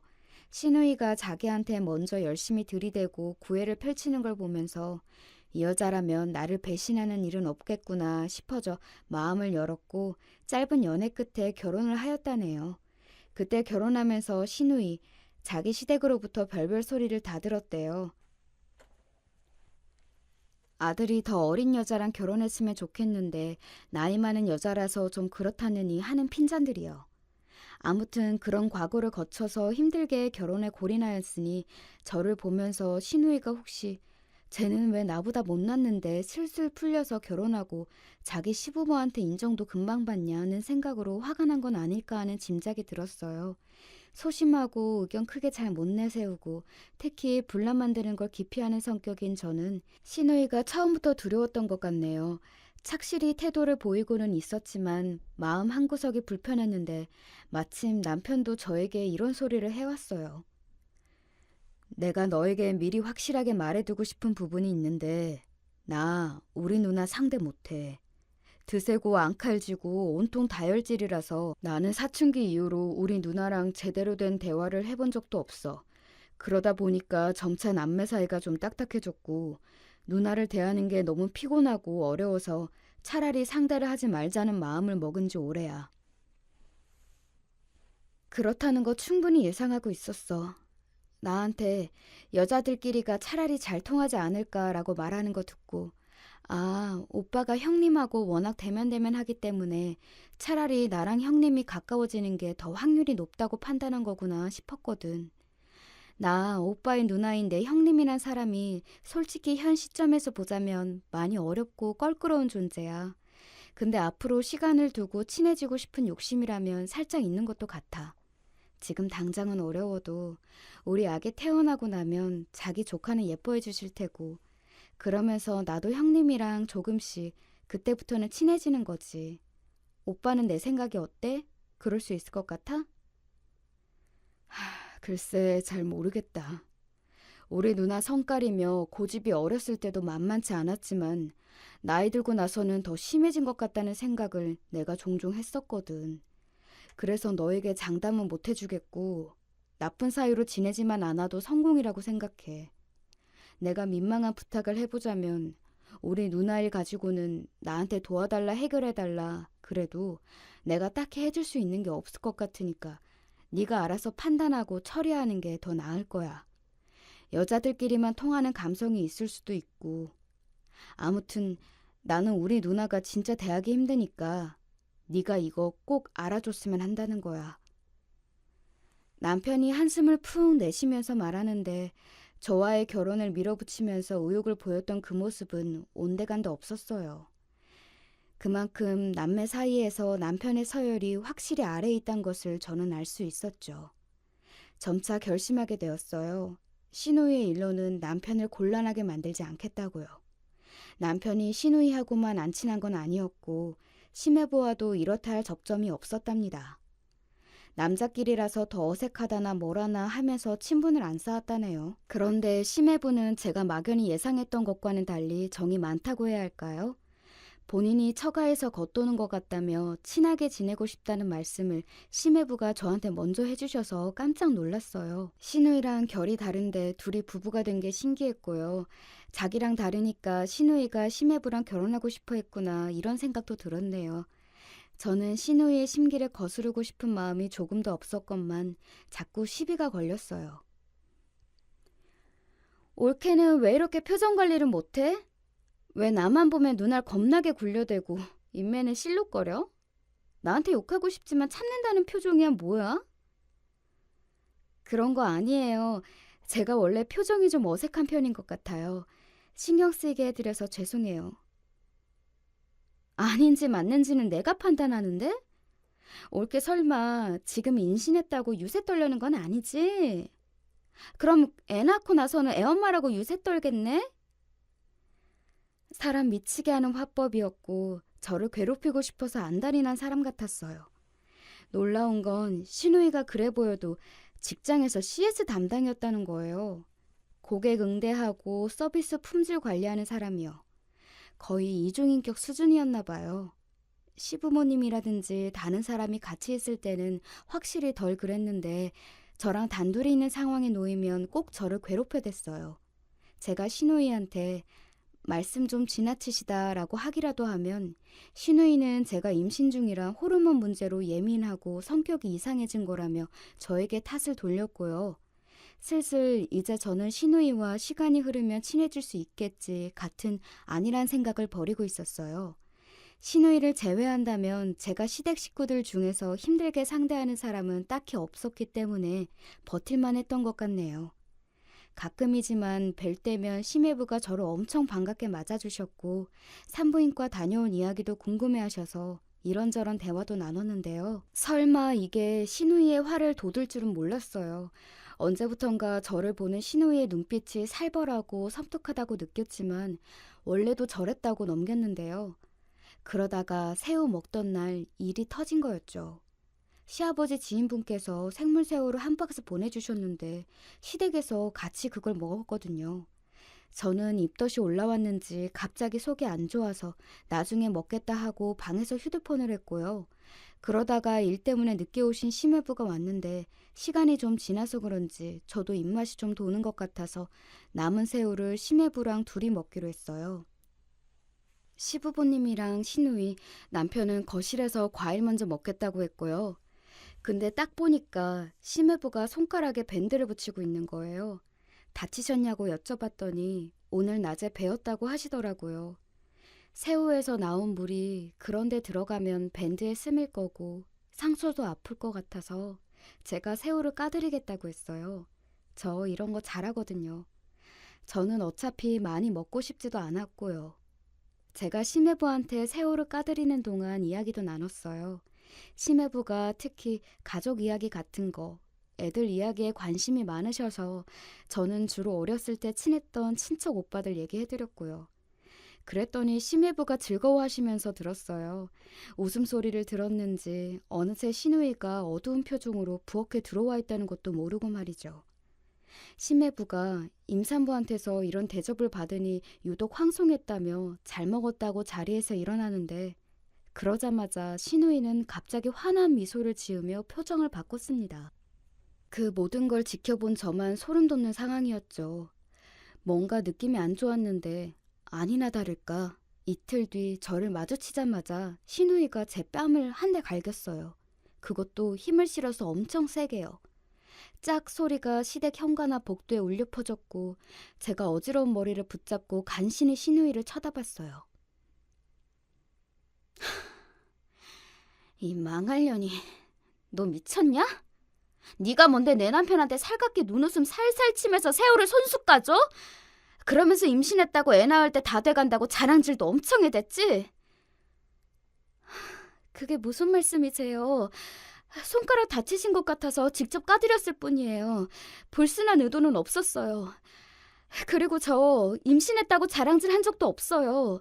항상 저를 일방적으로 오해하고 괴롭히시는 건 형님이시잖아요. 저는 잘못한 것도 없는데. 제가 욱하고 화가 올라와서 소리를 질러버렸고 그 다음 순간 똑같이 뺨을 한 대 더 맞고 말았어요. 이번에는 휘청거리면서 주저앉고 말았는데 시누이가 제 모습을 보며 청순 가련한 척한다고 비웃었고 지나가다 실수로 밟는 척하면서 제 발목을 꾹 밟고 지나갔어요. 구두굽에 제대로 발목 찍힌 발목은 시간이 지날수록 상태가 더 안 좋아졌고 저는 절뚝거리며 다녀야 했죠. 시누이가 이렇게 만들었다고 밝혔지만 시부모님께서는 뭔가 오해가 있나 보다 라며 고개를 저으셨고 남편은 그저 난감해한 게 다였어요. 시누이의 엄포가 있었는지 심해부는 그 이후로 보기 힘들어졌고요. 제가 씩씩거리며 화를 참고 지내던 때 시누이가 또 실수인 척 하면서 자기가 밟아놨던 제 발목을 정확히 똑같은 지점에다가 슬쩍 걷어차더군요. 너무 아파서 비명도 안 나왔어요. 그래놓고 태연하게 연기를 하던 모습에 저는 소름이 돋았고요. 이대로는 안 되겠구나 싶었죠. 제대로 안갚음을 해줘야겠다고 굳게 다짐했어요. 답지 않게 독한 마음 먹고서는 이럴 때일수록 감정에 휩쓸리지 말고 냉정하게 이성을 앞세워 작전을 짜야 한다며 스스로를 다독였어요. 당장에 제가 남편에게 시누이 때문에 이대로는 살 수 없다며 엉엉 운다고 한들 만약에 남편이 저의 입장을 잘 헤아려줘서 시부모님과 시누이에게 분노를 토해내봤자 어떻게 되겠나요? 가장 좋게 결론이 나봤자 남편이 시댁 식구들과 거의 안 보고 살면서 저는 아예 단절이 되는 모양새일 게 뻔했죠. 단 몇 달만 지나면 시부모님은 이게 다 며느리 잘못 들여서 아들과 멀어졌다고 하실 테고, 남편도 내심 내 아내만 참고 양보했으면 될 일 아니었을까라는 생각을 하게 되겠죠. 시누이가 걸어다니는 시한폭탄 수준의 성격 파탄자라고 해도 시부모님에게는 결국 귀한 딸이며 팔은 안으로 굽지 절대 밖으로 굽지 않으니까요. 시부모님께서 아무리 저에게 너그러운 포용력을 보여주신다고 한들 제가 그것에 기대어 시누이에게 응징하였다간 도리어 제가 당해버릴 요량이었어요. 시누이에게 당할 대로 당했던 그 시기, 가장 발휘하기 힘든 것을 저는 끄집어내기로 했어요. 그것은 바로 인내심이었죠. 군자의 복수는 10년이 걸려도 늙지 않는다는 글귀를 인터넷 하다가 발견하고는 바로 이거다 싶어서 그때부터 참을 인자 새기는 연습을 시작했네요. 지금은 때가 아니야. 아무도 빠져나갈 수 없는 덫 안에서 내가 터트려야만, 그 한 방으로 역전을 시켜야만 속 시원하게 갚아줄 수 있어. 시누이 때문에 걷기 힘들어진 발목으로 만삭의 임산부가 걸어다니는 것은 불가능에 가까웠어요. 분통이 터졌지만 이건 역시도 이보 전진을 위한 일보 후퇴라 여기면서 꾹 참으며 마지막 태교에 힘썼고요. 시누이라는 위협을 안 보면서 지내서 그런가 첫 출산이었음에도 제가 무사히 순산을 하였어요. 아들이 태어났고 모든 식구들이 날아갈 듯이 기뻐해 주었죠. 야, 생긴 것부터가 비범한 장군감이네. 우리 집안을 너끈히 이렇게 세우겠구나. 경사네 경사야. 참나, 엄마는 무슨 장군감 같은 소리를 하셔. 촌스럽게. 사지 멀쩡하고 제정신으로 자라나기만 하면 다행이겠지. 그렇게 되기도 은근히 어려운 법이니까. 단 한 사람을 빼고 말이에요. 시어머니께서 기쁨에 온갖 호들갑을 떠시자 시큰둥한 얼굴로 찾아온 시누이는 기가 막혀했죠. 고작 아들 출산한 거 가지고 왜 그렇게까지 유난을 오래 떠냐면서 시누이가 엄청나게 툴툴거렸어요. 그 광경을 보며 저는 그럼에도 시어머니께서 며느리인 저보다는 당신의 딸인 시누이를 무조건 우선순위에 놓으실 분임을 재차 상기하고 있었고요. 시누이가 어째서 그렇게 저의 순산을 못마땅해 하는지 그 이유를 짐작하고 있었답니다. 저는 사실 일전에 시댁에서 시어머니와 시누이의 대화를 몰래 엿들어 버렸다가 엄청난 비밀을 알게 된 바가 있었죠. 그렇기에 이를 갈면서 이걸 제대로 터뜨릴 그날만을 기다리고 있었던 것이고요. 제가 시누이의 은근한 악담을 듣고도 싱긋 웃었더니 시누이가 제 쪽으로 다가와서 활짝 웃으며 이러더군요. 아무튼 출산 축하해. 우리 조카 너무 예쁘다. 올케가 애 낳다가 안 죽어서 다행이네. 저렇게 예쁜 아기 두고 잘못됐으면 어쩔 뻔했어. 네? 아, 제가 어쨌든 안 죽었으니까 된 것 아닐까요? 앞으로 제가 평생 제 아들 살뜰히 돌봐줄 거예요. 그러려면 오래오래 살아야죠.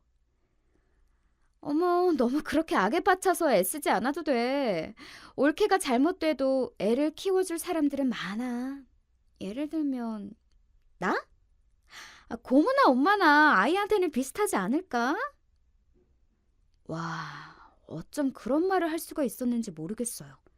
영화나 드라마에서 등장하는 악녀라는 인물을 현실로 끄집어내면 제 슈누이가 될 것만 같더군요. 이런 악질적인 사람은 대체 뇌가 어떻게 남들과 다르길래 이런 사고방식을 가지고 있는 건지 내심 궁금했네요. 시어머니께서는 시누이의 막말을 분명히 들으셨으면서도 일부러 딴청을 피우셨어요. 당신의 딸의 결점을 그런 식으로 흐리게 만드시겠다는 거였죠. 제가 아무리 용을 써도 시어머니께서 시누이의 공식적인 지지자이신 이상 시아버지고 제 남편이고 별 수 없었어요. 그러니 저는 시어머니께서 꼼짝 못하시는 분의 힘을 빌릴 수밖에 없었죠. 제 계획은 처음부터 그분을 정조준하고 있었어요. 저희 부부 결혼식장에서도 사실상 가장 공고한 위치를 자랑하셨던 그분은 바로 시아버지의 누나 되시는 분이셨어요.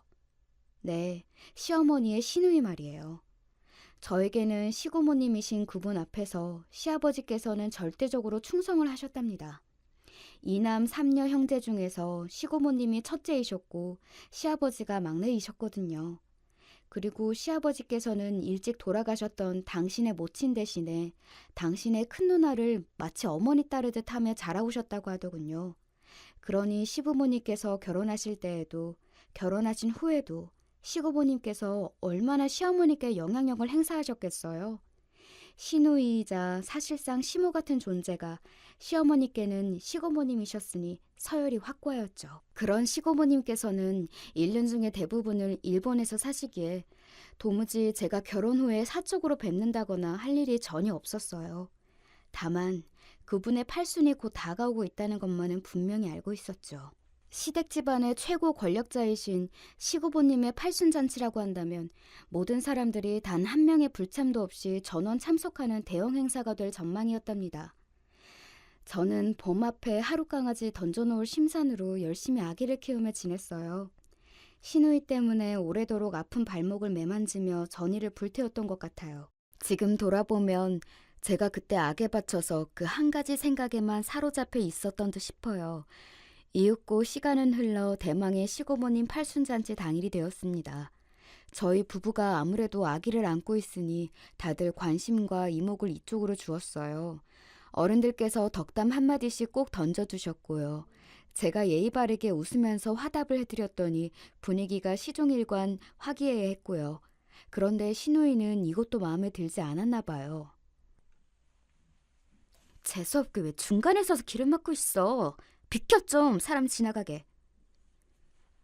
지나다닐 수 있는 길도 많았건만 딱 제가 있는 쪽으로 와서는 어깨로 제 몸을 세게 치면서 그러더군요. 치사하게 저한테만 들릴 수 있도록 작은 목소리로 빠르게 속삭이는 것에 제가 한숨이 저절로 나왔죠. 신우이라는 사람은 도저히 변함이 없다는 걸 새삼 실감을 해서요. 그리고 왜 그렇게 제 쪽을 경계하듯 째려보면서 자기 옆에 앉은 심해부의 팔짱을 단단히 끼던지요. 제가 그간 심해부와 아무런 접점이 없었음에도 저렇게 굴었어요. 아니 땐 굴뚝에 손수 불이라도 피워보겠다는 것인지 저를 향해서 마치 내 남자 넌 보면 가만 안 둔다는 식으로 눈을 계속 부라리길래 저는 얌전히 고개 숙이고 눈을 내리깔아 주었지요. 지금까지 그랬던 것처럼요. 잠시 후 시누이 쪽을 힐끗 해봤더니 저를 향해서 또 승리를 거둔 것이 만족스러웠는지 얼굴에 웃음기가 가득하더라고요. 저 여유를 오늘이야말로 박살내줄 차례였어요. 그날의 주인공이신 일본에서 날아오신 시고모님께서 자리하시자 그때부터 팔순잔치가 본격적으로 시작되었죠. 초반에는 전문 진행자가 순서를 이끌어줘서 모두가 신이 나서 행사를 지켜봤고요. 맛있는 음식들을 먹으며 오래간만에 본 사이끼리는 서로 안부도 물어가면서 좋은 시간들을 보내고 있었어요. 팔순잔치의 후반에 이르렀을 때 감동적인 순서가 준비되어 있었죠. 그것은 바로 시고모님을 위해서 가족들이 준비한 영상이었는데요. 집집마다 하나씩 찍은 것들을 순서대로 감상하는 거였어요. 그 영상들은 하나의 USB에 전부 모아져 있었고요. 각자의 영상들에 문제가 없냐고 마지막으로 점검하는 단계가 팔순잔치 전에 있었죠. 저희는 마지막 순서로 USB 확인하겠다고 그래서 가장 늦게 확인했는데 사실 그건 제가 의도한 거였어요. 저는 팔순잔치 이틀 전에 그 USB를 받아서 영상들을 볼 때 제가 찍은 다른 영상을 맨 끝에 끼워 넣었습니다. 하나씩 자동으로 넘겨지는 영상들을 흐뭇하게 모두가 감상하고 있던 팔순잔치의 현장에서 저만 앞니를 예감하고 긴장 어린 주먹을 쥐고 있었네요. 마지막 영상인 저희 집 거가 끝나고 다들 작게 박수를 치려고 할 때였어요. 저게 뭐야? 저건 우리 집이잖아. 아니, 우리 딸하고 며느리가 왜 저기서 저러고 있는 거람? 당황스러운 시아버지의 목소리가 들려왔어요. 제 옆에서 남편도 놀라고 있었고요. 커다란 화면에서는 시댁의 거실이 나오고 있었고요. 제가 소파 아래 앉아서 아기 젖병 물리고 있는데 시누이가 뒤에서 제 머리를 손가락으로 쿡쿡 찌르면서 저를 괴롭히는 장면이 시작된 참이었어요. 저는 제 머리를 찌르는 대로 맞으면서 힘겹게 아기에게 젖병을 물리고 있었죠. 모두가 웅성거리면서 저게 뭐냐고 중얼거리고 있는데 영상 속에서는 시누이가 큰 목소리로 이렇게 말하고 있었답니다. 너 같은 불려신은 하여간에 마음에 안 든다니까? 내가 누누이 말하지만 너는 임신이라는 수단을 써서 결혼하고 우리 집안에 들어온 것부터가 너무 천박하면서도 소름 끼쳐. 너 혹시 임신하기 달인은 아니니? 어쩜 그렇게 시기도 절묘하게 그랬을까? 가만 보니까 한 방에 임신한 것도 수상하지. 우리 귀여운 조카가 우리 집안 핏줄이 맞기나 한 건가? 나는 자꾸 그런 의심이 드네. 너는 생긴 거며 행동하는 모든 것들이 여자의 적이야. 공공해져. 주는 거 없이 얄미워 죽겠네. 그러더니 손가락으로 콕콕 찌르는 것만으로는 부족했는지 손바닥으로 제 뒤통수를 펑 날렸죠. 그러자 팔순잔치장은 경악의 현장으로 탈바꿈하였어요. 영상 속에서 신우이한테 맞고도 저는 아기를 보호하려고 어깨를 웅크리는 모습이었고요. 제 옆자리에 앉은 남편이 자기도 모르게 테이블 위에 놓인 주먹을 꽉 쥐더군요. 신우이가 자리에서 벌떡 일어난 건 그때였죠. 경악에 찬 눈빛으로 이렇게 외치더군요. 저거는 다 조작이에요! 세상에 저게 다 뭐야? 미친 거 아니에요? 저 진짜 너무 어이가 없어서 지금 말도 잘 안 나올 지경이에요. 저거 당장 꺼요! 당장 영상 끄라고요! 그냥 더 봐, 더 볼라니까. 하지만 그때 시고모님께서 한 손을 번쩍 드시더니 의견을 크게 표하셨죠. 주인공이신 시고모님께서 그렇게 나오시자 별 수 없어졌어요. 영상은 중지되지 못하고 계속 재생되었죠. 모두가 저를 힐끔거리고 있었고 그거란 저는 손으로 입을 틀어막으며 경악한 척을 했어요. 마치 이 사태를 상상도 못한 사람처럼 말이에요. 제 모습이 가증스럽게 보였는지 신우이가 이를 갈며 몸을 떨었죠. 이어지는 영상에서도 신우이가 저에게 갖가지 조롱과 비웃음을 날리고 있었어요. 걸레를 저에게 팍 던지면서 당장 바닥 다 닦으라고 시키자 저는 시댁 바닥을 기어다니며 걸레질을 했고 신우이는 이따금씩 지나가면서 제 엉덩이를 걷어차는 장면도 있었네요.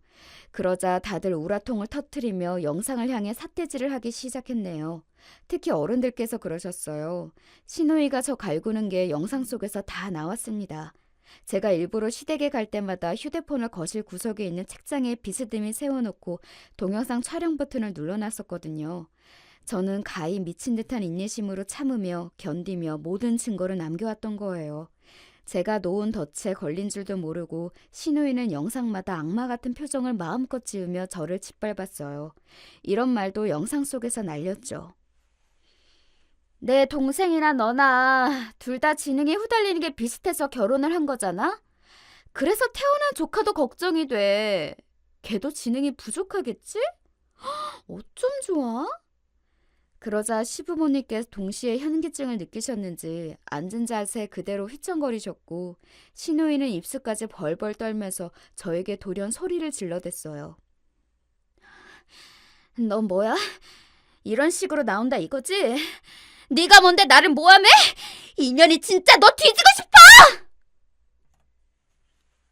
너무 분했는지 발까지 동동 구르며 소리를 지르고 난 신우이가 아차 싶었는지 찬물을 끼얹은 듯한 팔순잔치장을 천천히 둘러보면서 시고모님 쪽을 응시했어요.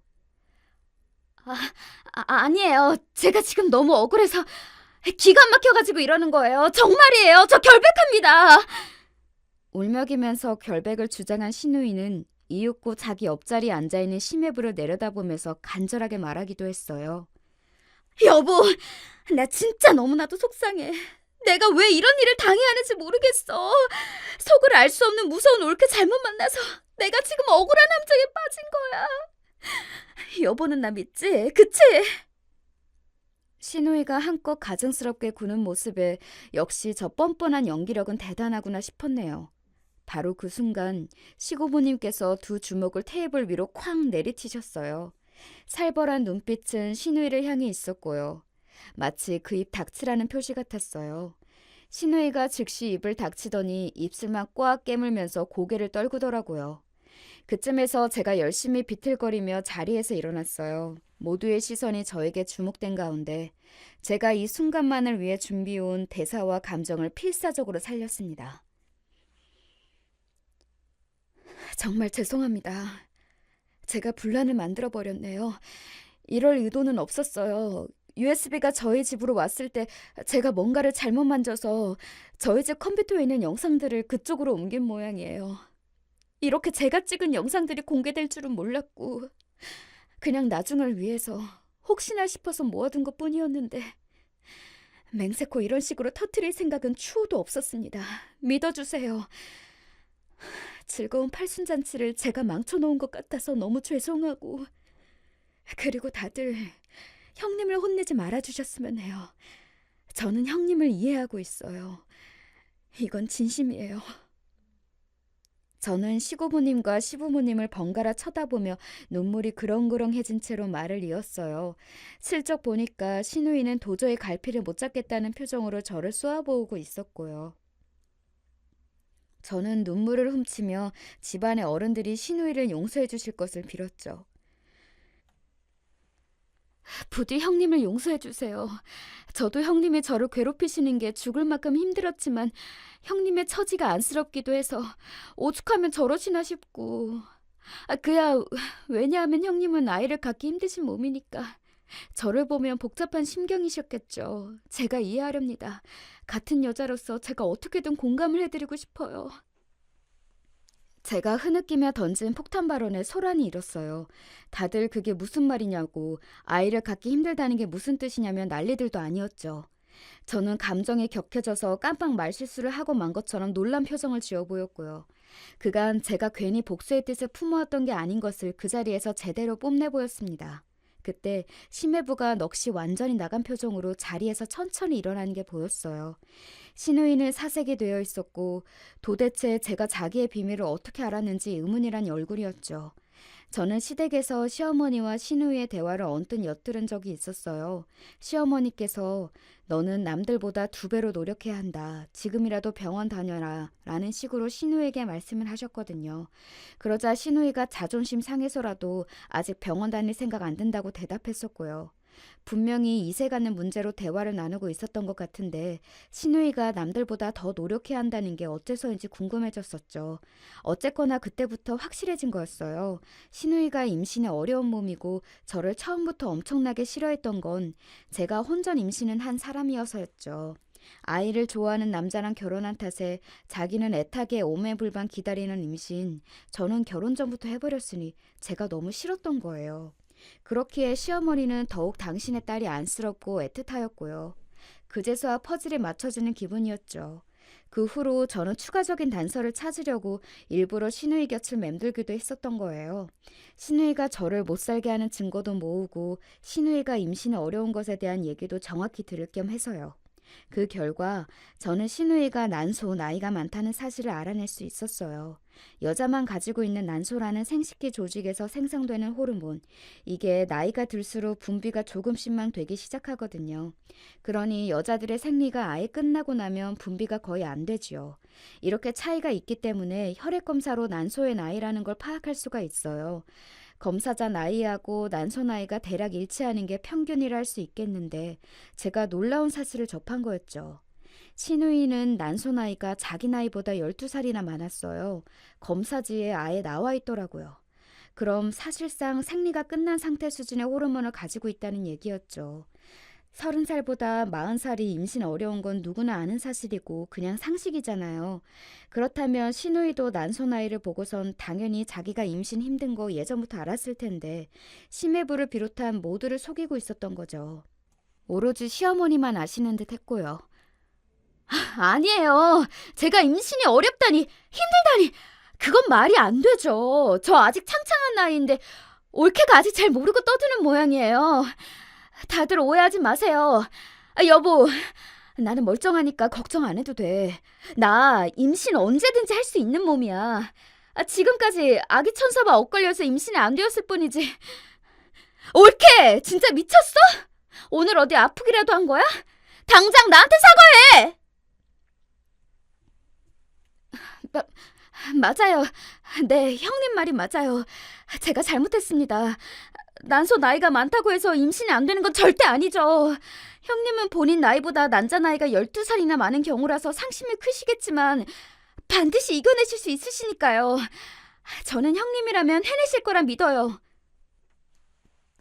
제 사과를 듣고 의기양양해졌던 신우이는 이어진 제 뒷말을 듣고 나자 충격받아서 자리에 털썩 주저앉았어요. 심해부 또한 많이 놀라셨는지 자리에 스르르 쓰러지듯 앉으셨고요. 모두가 놀라서 한마디씩 던지는 가운데 시어머니께서는 눈을 질끔 감고 계셨으며 시아버지께서는 이 현실을 믿으실 수가 없는지 멍하게 고개를 젓고 계셨어요. 다들 조용! 이 무슨 망측한 일이냐? 어디 부끄러워서 나 팔순잔치 하고 왔다고 말도 못하겠구나. 그때 일가를 터뜨리신 시고모님께서 근엄한 표정으로 자리에서 일어나셨어요. 그리고는 일본어로 욕을 하셨는데 알아듣지 못하니까 더욱 무섭더군요. 시고모님께서는 큰 사위가 제일 교포라서 주로 일본에 거주하시는데 이제 보니 일본어도 잘하시는 모양이었어요. 확인부터 하나씩 해보자. 자, 우선 너 임신을 일부러 안 한 게 아니라 지금까지 성공을 못한 거였느냐? 시고모님의 질문에 신우이가 겁에 질려서 히익하는 소리를 내더니 앉은 몸을 덜덜 떨기 시작했어요. 심해부는 무감각한 표정으로 그런 신우이를 쳐다보고 있었죠. 보아하니 맞구나.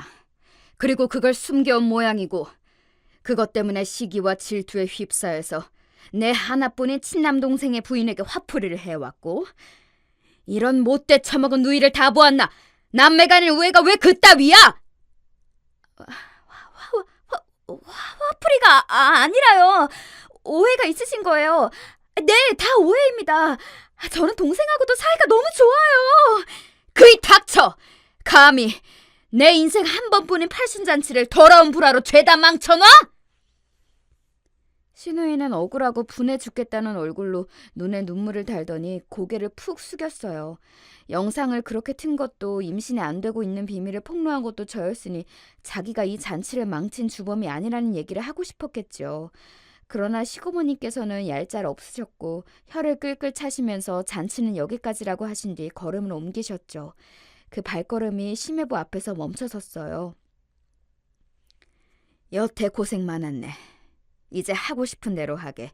우리 집안 식구들은 그 누구 하나 아무도 저 가증스러운 것에 편에 서지 않을 테니. 지엄하게 말씀하신 시고모님께서 가증스럽다고 칭하신 신우이 쪽을 보며 한숨을 푹 내쉬시곤 이내 걸음을 다시 옮겨 시부모님에게로 향하셨어요. 이 못난 것들! 자식을 어떻게 키운 거야? 지금이라도 당장 회초리질해서 정신개조시켜. 아니면 집안에서 아이 내쫓아 버리든가. 무조건 양자택일이야. 알아들었나? 대답을 해 이것들아! 시고모님께서는 무섭게 소리를 지르셨고 시부모님께서는 동시에 벌떡 일어나셨어요. 시어머니께서는 차마 시고모님을 똑바로 쳐다보지도 못하시겠는지 잘게 떨리는 몸으로 시선을 아래로만 두고 계셨죠. 그런 시어머니의 모습은 처음 보는 거였어요. 상상도 못 해보았던 초라할 만큼 작아지신 시어머니의 태도에 제가 내심 놀랐네요. 시아버지께서는 처신 단단히 해두겠다며 분명히 말씀을 하셨고 다시 혀를 끌끌 차신 시고모님께서는 걸음을 옮겨 마지막으로 저희 부부 앞에 서셨어요. 손을 뻗어 이 모든 소란에도 남편의 품에서 고이 잠들어 있는 저희 아기의 머리를 슬며시 매만지신 시고모님께서는 이내 저를 향해 작게 속삭이셨어요. 넌 아주 머리를 잘 썼구나. 나를 이용할 생각을 한 그 패기가 마음에 든다. 이 정도로 화끈해야 판을 뒤집을 수 있는 것이지. 나는 앞으로 네 편에 서마. 그 말씀을 듣고 저는 얼굴이 화끈거려서 그저 꾸벅 인사만 드릴 뿐이었는데 왠지 벅찬 감정도 올라오더군요. 대부분의 어른들이 시고모님의 뒤를 허둥지둥 따라 나섰고 신우이는 의자에 앉아있을 힘도 없는지 아예 바닥으로 미끄러져 내려와 털썩 주저앉은 모습이었어요. 집안의 최고 권력자 시고모님으로부터 제대로 찍혔고 집안 사람 모두가 보는 앞에서 치부가 까발려졌으니 망연자실할 수밖에는 없었겠죠. 남편은 자기가 믿음을 못 줬던 것 같다면서 저에게 눈물을 보이며 사과를 했고 저 역시도 그간 독단으로 이런 것을 준비해온 것을 남편에게 사과하며 서로가 더 가까워졌어요. 저희 부부에게는 신뢰가 형성되기 시작했지만 신우이와 심해부는 정반대의 길을 걷고 있었죠. 거짓말하지 마. 내가 임신 어렵다는 사실에 꽂힌 거면서 왜 내가 거짓말하고 속인 것에 화가 난 것처럼 초점을 옮겨가는 거야? 그냥 솔직하게 내가 임신 어려운 거 알았으니 싫어졌다고 말을 해. 아니, 나는 기만당한 게 훨씬 슬픈 거야. 나에게 솔직하지 못한 건 늘 너였잖아. 너는 나를 네 남편으로 생각하기는 했니? 항상 너 혼자 생각하고 너 혼자 결정하고 너 혼자 행동하고 늘 독단인데 이게 무슨 평생을 함께할 부부라고 할 수 있어? 심해부가 터트리는 울분 앞에서 신우의 말문이 막혀버렸어요. 차마 대꾸할 수가 없었겠죠. 그렇게 그 부부는 종착으로 달려가고 있었고 그 끝을 받아들일 수 없는 신우이가 며칠 새 피폐해진 몰골로 제 앞에 나타나서는 무릎을 꿇고 빌었어요. 그간 내가 미안했어. 내가 너무 못되고 악랄하게 굴었어. 반성할게. 다 사과할게. 그러니까 내가 내 남편 붙잡을 수 있게 올케가 도와주라. 이것만 도와주면 앞으로 내가 평생 올케한테 잘할게. 글쎄요. 이미 떠난 버스를 제 힘으로 어떻게 잡을 수 있을까요? 그리고 저는 형님을 아직 완전히 용서하지 못하겠어요. 니까짓게 용서를 못하겠다고? 못하면 어쩔 건데, 어? 너 오늘 내 손에 죽어볼래? 그런데 갑자기 눈이 돌아간 신우이가 태도를 바꾸면서 제 머리채를 잡더군요. 이제 저도 이판사판이다 싶어서 신우이 머리채 똑같이 잡고 싸웠어요. 그 일로 남편이 화가 많이 났어요. 생전 연락 안 하고 살았던 심해부에게 남편이 연락을 해서 제발 빨리 이혼해서 새 출발 편하게 하시라며 되려 설득을 했죠. 사람 된됨이 좋고 정이 약한 심해부가 이혼 과정의 끝자락에서 머뭇거리고 계셨는데 그때 남편이 종용하는 바람에 후딱 이혼해버리셨죠. 신우이는 그러니까 괜한 짓을 해서 자기 무덤을 판 거였어요. 그리고 다시 며칠 뒤 저랑 남편이랑 아기랑 셋이 시댁에서 밥 먹고 있는데 신우이가 들이닥쳤어요. 그리고는 저에게 대뜸 소리를 지르더군요. 이게 다 너 때문이야. 너 때문에 내 인생이 부정을 탄 거라고. 네가 물어놔야 돼. 너 이거 어떻게 보상할 거야? 너 이제 성질 좀 제발 죽이고 살아라. 왜 몸이 그렇게 됐겠냐? 네 몸에 독이 쌓여서 그런 거 아니겠어? 누구를 탓해? 거울을 봐라. 탓해야 할 상대는 그곳에 들어있다. 그러나 신우의 발악을 잠재운 건 저나 남편이 아니라 시아버지셨어요. 엄한 꾸중을 들은 신우이가 털썩 주저앉았고 시어머니께서는 그대로 당신의 귀한 딸이라며 방으로 데려가 챙기시더군요. 저는 그 모습을 보며 마지막 단계를 실시하기로 했어요.